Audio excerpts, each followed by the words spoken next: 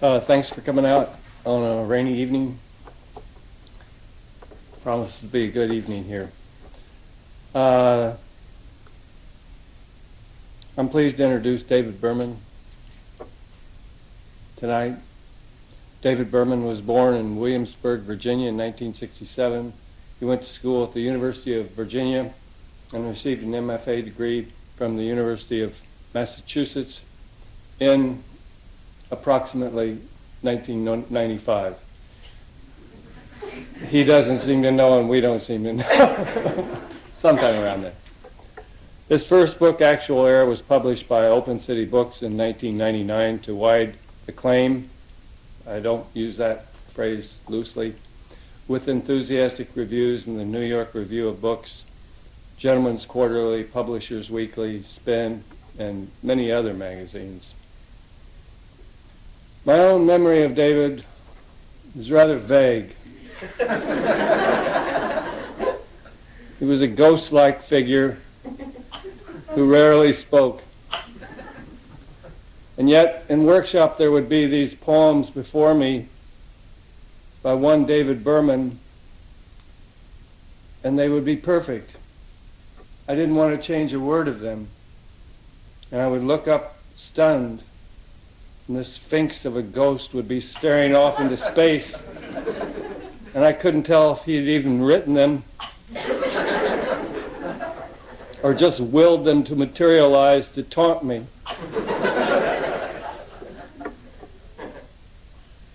All kidding aside, it's a real pleasure to welcome David Berman back and to congratulate him on his success as a poet. I love David's poems. They're funny and haunting.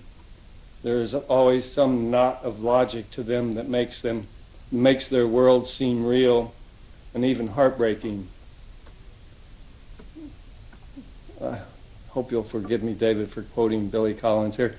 Billy Collins wrote, and this was before he was our poet laureate.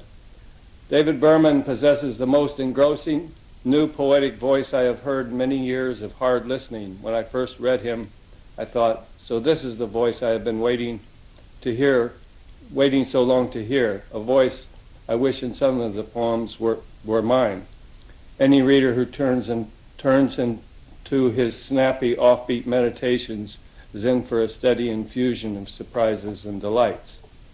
See, that was pretty nice after all. I think David is going to read some new poems tonight, and I, for one, am excited to hear them. Thanks for coming, David, and welcome.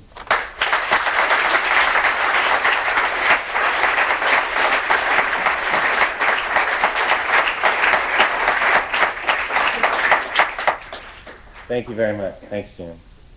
I didn't know you had a subscription to GQ. I'm going to read some poems that I wrote this summer.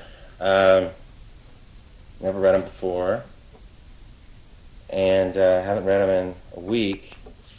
So I'll try to make some changes on the spots, but let's see what happens. This is one I wrote last week called Away Games.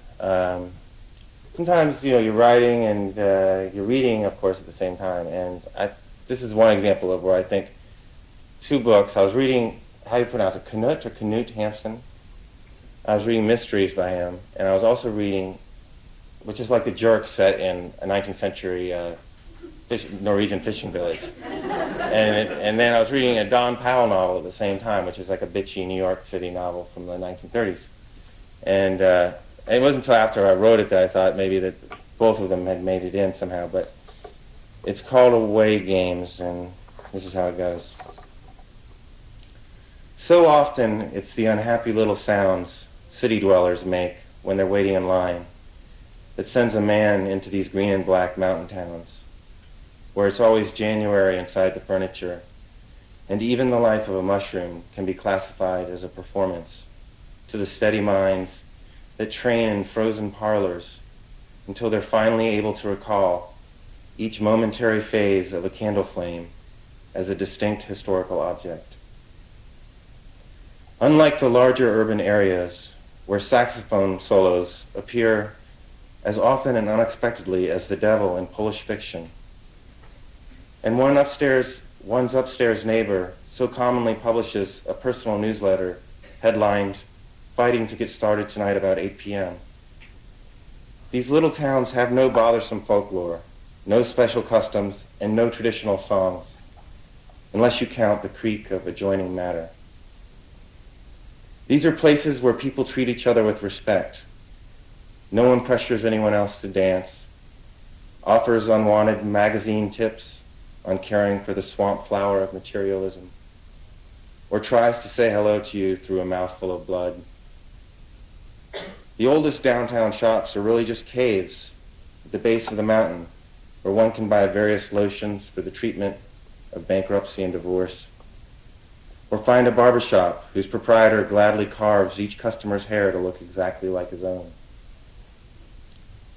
Understanding how all this came to be usually means a visit to the local library, whose ancient books smell like wild carrots, and where it's not uncommon to hear an old animal call coming from deep within the stacks, which is just the sort of off-putting experience that might persuade you to end your trip sooner than planned, especially if it were to join already nagging city worries about a business problem left unsolved on the surface of your abandoned desk, or unease over how the nails have been mumbling in the carpentry at the inn where you've been staying.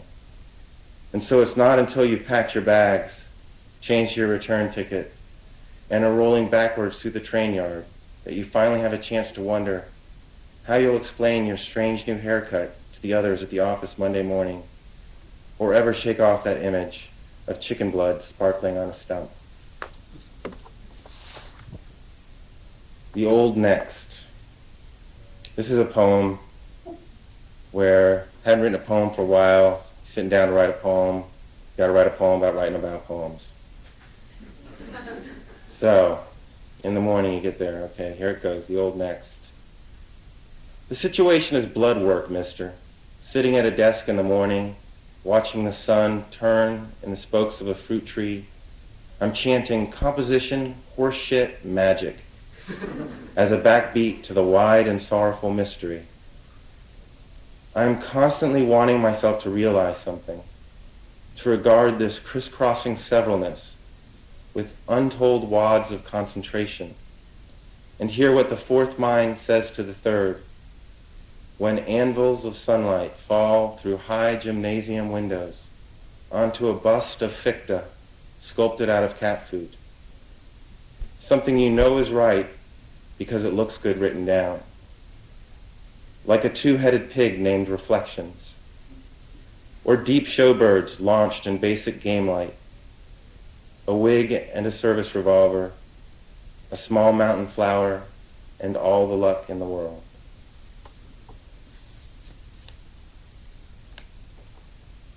This is a poem called The Diet That Amazed Europe. Let's just face it, I'm going to start every one of these poems with, this is a poem that's called The Diet That Amazed Europe.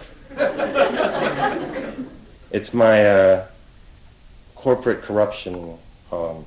My sister lives in Florida. She lives in the Panhandle, in the Floribama area, and there's so many creepy men that live there, and she's a single woman, and she's always dating crackheads and military deserters, and I'm always trying to get her out of there. And so I had this feeling of wanting to do a portrait of a northern Florida town where people go to hide incognito. The Diet That Amazed Europe. The waiter removed my plate of broiled duplex lamb chops and brought out the equipment for dessert wine as the sunset's dominant embers cooled over the water, and I consoled myself with the thought that at least I had not stabbed a man in Orlando, sold phony deeds for acreage on the moon, or had intercourse against a rotting balustrade with Johnny Paycheck's ex-wife like some of the fellows I knew at the bar. My mind built a brick wall in the air as my dinner companion continued to list the merits of the hometown that had banished him, and two men in turtlenecks, who appeared as if they'd misplaced their spacecraft, leaned over the terrace and watched the seawater below sizzle to a perfect stop. When the federal investigation into my commercial diet gained steam, I quickly took on the name Charlie applied a fake beard over my real one, and with a little help from the book How to Hide Your Assets and Disappear, disembarked at this seaside town governed by the single caution light that hangs over the beach road like a sleepy eye. All kinds of fugitives have settled here, taking advantage of the social instability to be found near and around state lines. One of my neighbors made a fortune building executive moats before the accompanying bacterial diseases felled several sets of vain grandchildren. Another was driven from civilization simply for producing seahorse pornography.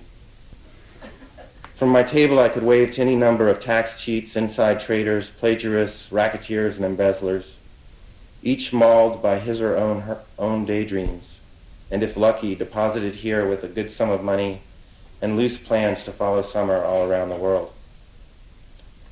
On the town, I always wear a grotesque carnation, the badge of the harmless moron, and explain to strangers that I'm a writer of teleplays who simply loves to watch his characters improve. What was my crime, noticing that hot bodies had become the new coins of the realm? I had been anxious to help my countrymen fit into phone booths. I named my plan The Diet That Amazed Europe, and sales were unstoppable until the very newspapers that had celebrated my ascendance began calling me a predator and a positive-thinking jackass. The prosecution put plenty of fat, sobbing witnesses on the stand, apparently instructed to not shut up until my life was destroyed. So maybe I said some words that were not right on the dime, and maybe my customers' biomass had not melted off as fast as it had on the Abe Lincoln diet or with jogging in a jug. But had I sold expired milk to the schools, or gone on TV to say that white folks should only get in car accidents with other white folks? Had I called for the beheading of a lieutenant governor, or publicly noted that third world butchers make first world party animals?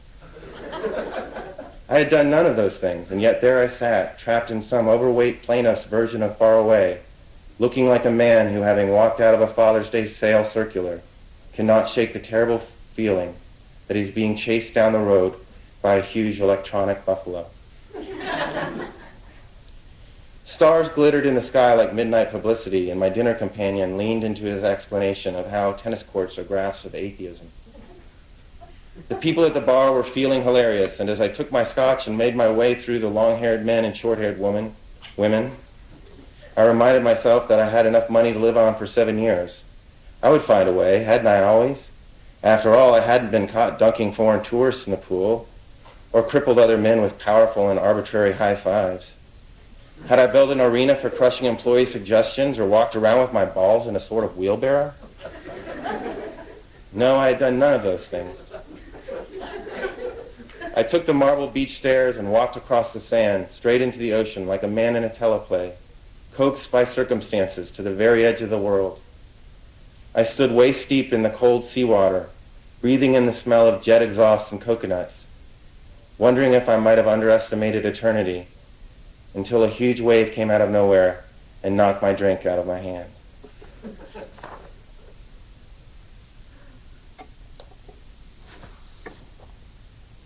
Children's book.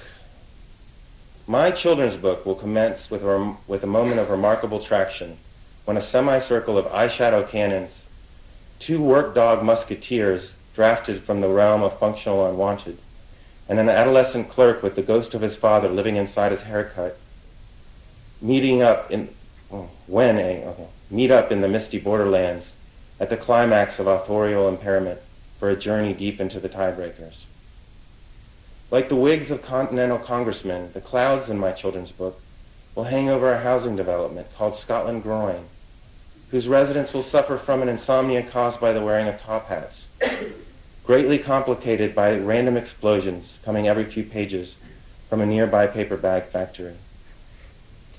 There will be plenty of lads with boiled cheeks, the requisite foolish old woman riding an ironing board out to sea, as well as terrific deer salons with bramble perimeters and a battleship made of harmonicas wheezing in the bay. There will be kid ideas woven into the story, like kick a rock, change the world, and a disembodied voice that solemnly asks, who can apologize for the way things are after a group of senior citizens is abruptly turned into wild animals? The characters will travel through 8-room forests and meet snowfalls, hauling convivial objects that have many times survived their ownership, up wind-licked heights and over grassy hemispheres, until they are so far outside the administered world, with all their wristwatches gone dark, and all their cheeks scratched by rain, in a hard-to-see place where no rules obtain, and someone else's dreams dying in their hearts. The Irish Space Program. The day was hot and it was not cold. He sat by a stream east of the trees, the very picture of invisible labor, and the old price ranges of folklore, like a hermit in a romantic ballad.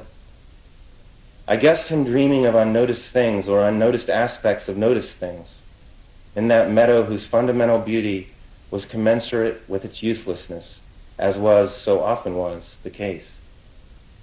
It was the wonderful overgrown field, ever redolent of an abandoned stage, where I had written Death Rents a Flower and Reactions from a Snowbound Academy on vacation the year before. Finding it occupied, I continued down the shabby road, past a barn that seemed to hide things not worth finding. There was a waterlogged tavern door lying flat on its back in the grass. With a stick, I engraved curse words on the surface of a forest pool. Oh, why should I lie to you? I was desperately unhappy. I could hardly believe how uncomfortable my clothes had become. Was I to return to the wobbling candlelight of the inn to gamble for nightingales with West Country earls? These Irish forests were just voids with bears inside. I could not have felt more harassed if it had been raining carrots. I turned on my heels and headed back, determined to eject that hermit from my thinking spot. Hatred came flipping down my forearms. Any refusal would be met with super refusal. It was not for nothing that I called my hands the Wild Fives. But upon returning, I found my pastoral arena depopulated once again. I took a seat and turned an ear to the birds inside the sky. So only 10 bad minutes had been appended to my life.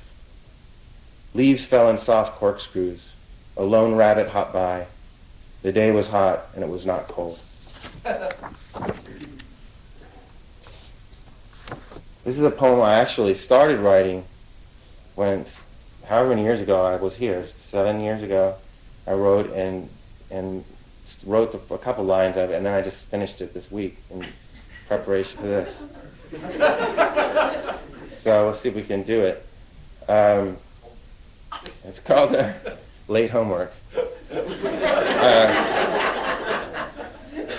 The Constitution.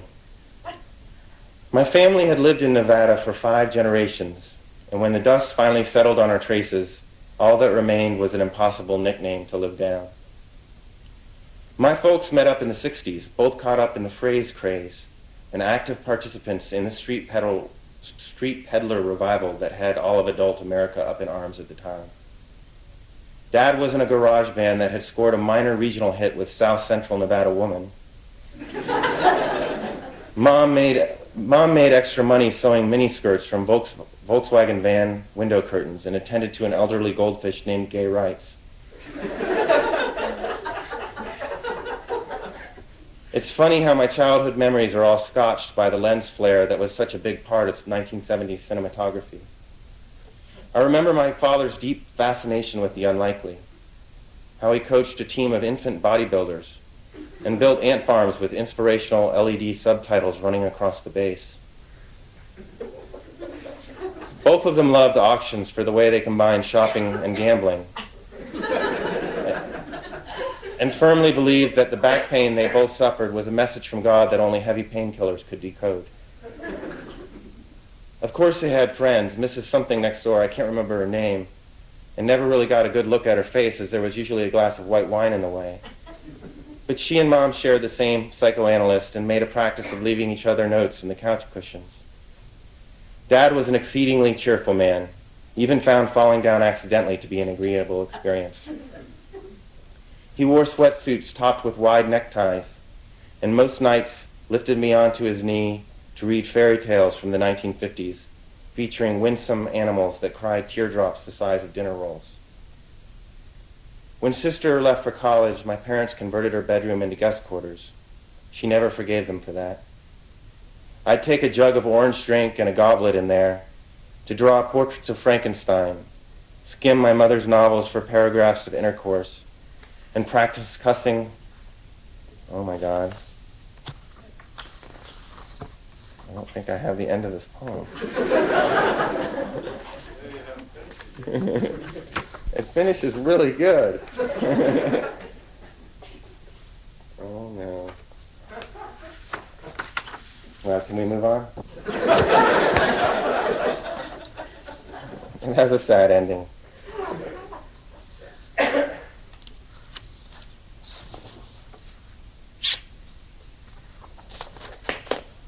About the party. I loved seeing you the other night, and I think everyone noticed, which was the first time, I believe, since the Oak Street Psychic Fair when your boyfriend claimed I spread unhappiness with my harmonica playing.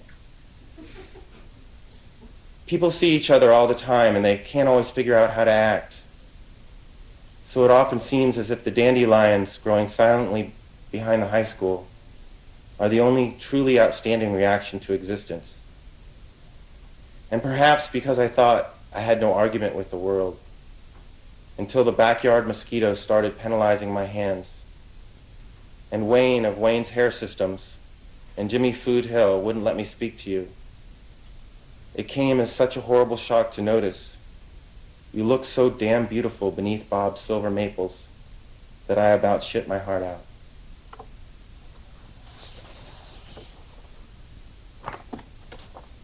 The high numbers.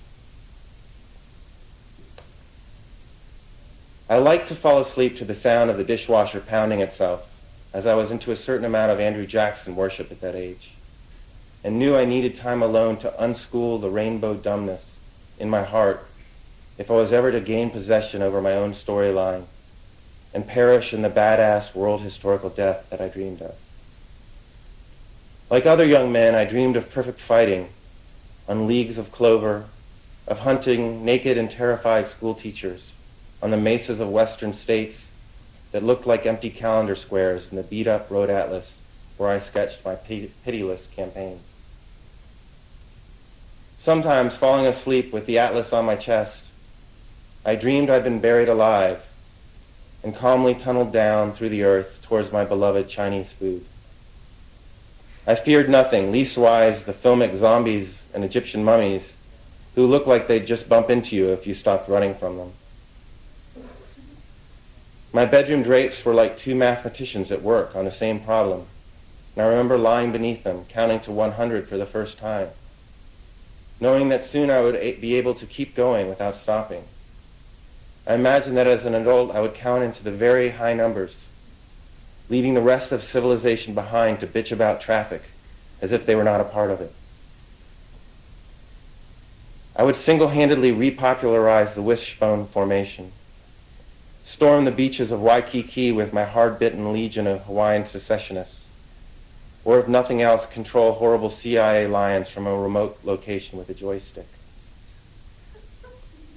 Each Christmas, my grandmother gave me a set of gloves and a ski mask as if to suggest that I begin robbing convenience stores. Not only that, but I was repeatedly served bad meals, the eating of which was like pushing against a wall. I would have nothing to do with nuts, which were clearly baby wood.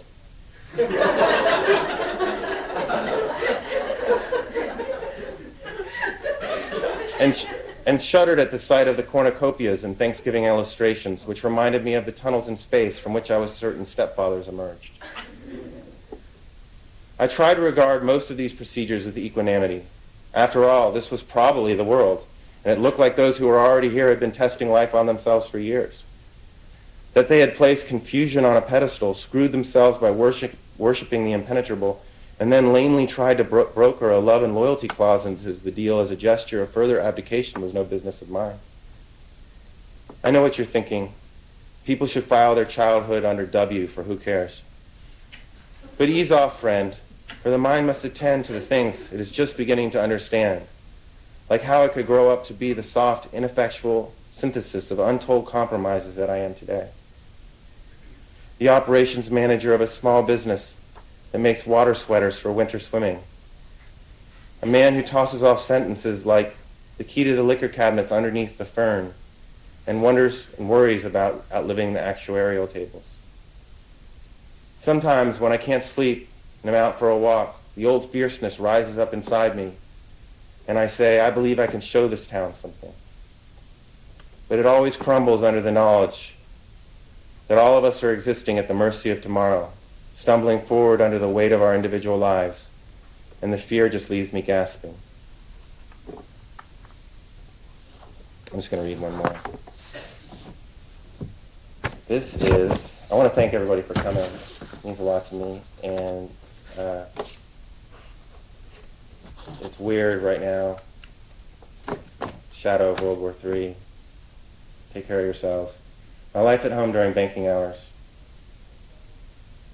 For a solid month, I tried to think of something new to say about rivers.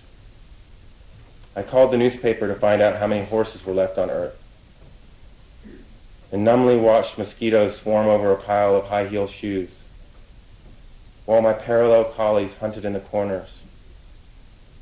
At least I was not in the line of work that had me spending most of my day avoiding God. My desk held painfully complicated surfaces, jammed with shadow cassettes, black bear theory, and drinking water.